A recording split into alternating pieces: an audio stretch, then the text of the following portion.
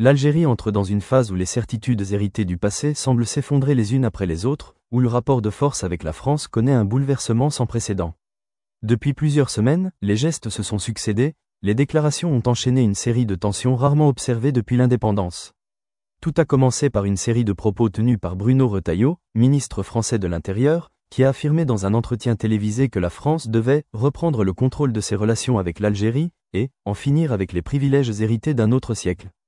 Ces propos ont été perçus à Alger comme une provocation directe, une tentative de raviver une forme de paternalisme qui n'a plus sa place dans un monde où l'Algérie affirme de plus en plus son autonomie stratégique et économique. Très vite, la réponse algérienne est venue, ferme, sans équivoque. Le président Abdelmadjid Tebboune a réuni en urgence son Conseil de sécurité pour examiner les conséquences de ces déclarations. Dans un communiqué diffusé à la télévision nationale, il a dénoncé une ingérence inacceptable et une tentative désespérée de maintenir une influence coloniale désormais révolue. En quelques heures, plusieurs mesures ont été annoncées. D'abord, le rappel de l'ambassadeur d'Algérie en France pour consultation, un geste diplomatique fort qui a souvent marqué dans l'histoire moderne le début d'un refroidissement sérieux des relations bilatérales.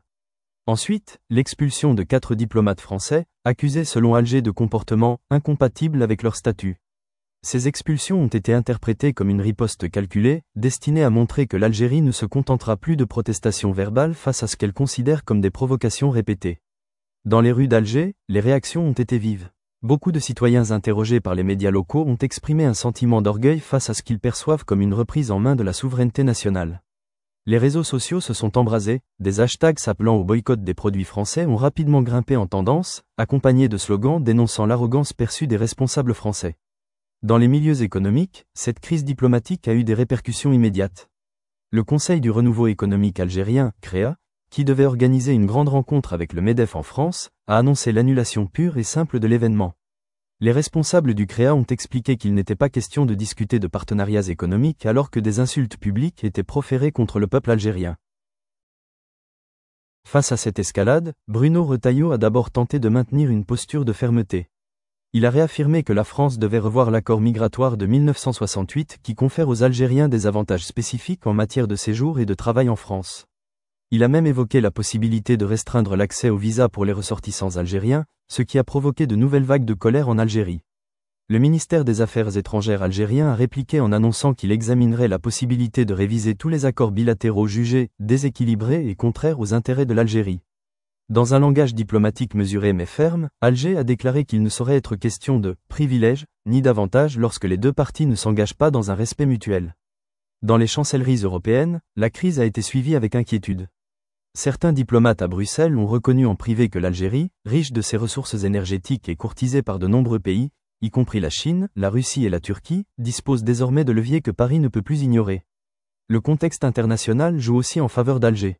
Avec la guerre en Ukraine et la nécessité pour l'Europe de diversifier ses approvisionnements en gaz, l'Algérie a trouvé une position stratégique nouvelle.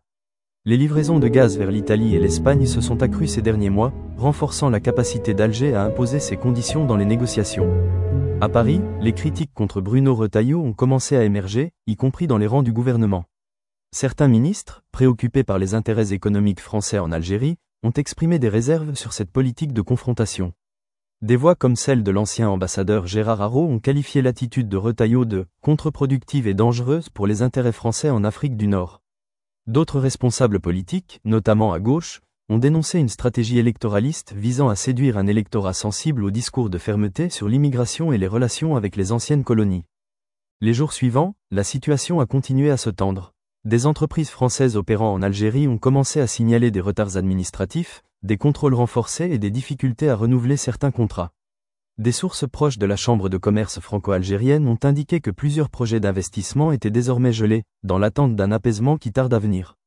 La société civile algérienne, de son côté, a intensifié ses appels à soutenir le gouvernement dans sa politique de fermeté. Des rassemblements de soutien ont eu lieu dans plusieurs villes, où l'on a pu entendre des slogans comme « L'Algérie libre et souveraine » et « Non à l'humiliation ». Devant l'ampleur de la crise, Bruno Retailleau a fini par adopter un ton plus conciliant. Lors d'une conférence de presse, il a reconnu que certaines déclarations ont pu être mal interprétées, et a affirmé que la France restait attachée à une relation d'égal à égal avec l'Algérie.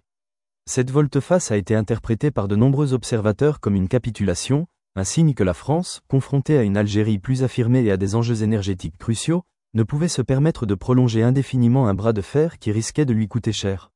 En Algérie, cette évolution a été saluée comme une victoire diplomatique. Les médias proches du pouvoir ont multiplié les unes triomphalistes, affirmant que le pays venait de démontrer qu'il n'était plus un simple partenaire passif mais un acteur capable de défendre ses intérêts avec vigueur. Des éditorialistes ont rappelé que ce n'était pas la première fois que l'Algérie se heurtait à des tensions avec la France, mais que jamais le rapport de force n'avait été aussi favorable à Alger. Ils soulignent que cette crise marque un tournant. Désormais, toute tentative d'ingérence ou de discours condescendant serait immédiatement sanctionnée par des mesures concrètes. De sa jeunesse, en matière d'emploi, de logement et de liberté. Le dossier reste néanmoins loin d'être clos. Les relations entre Paris et Alger demeurent suspendues à la capacité des deux pays à reconstruire un dialogue basé sur le respect mutuel.